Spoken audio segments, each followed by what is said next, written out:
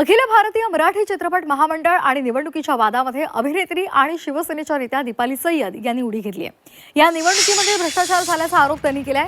10 जूनला कोर्टात सुनावणी असताना निवडणुकीची घाई का केली असा सवाल त्यांनी उपस्थित केलाय।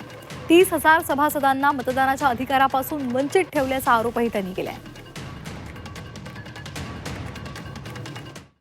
अखिल भारतीय मराठी चित्रपट महामंडळाची निवडणूक कोर्टाचा निकाल 10 जूनला असताना 3,400 सभासद ग्राह्य धरून निवडणुका जाहीर करण्यात आल्या।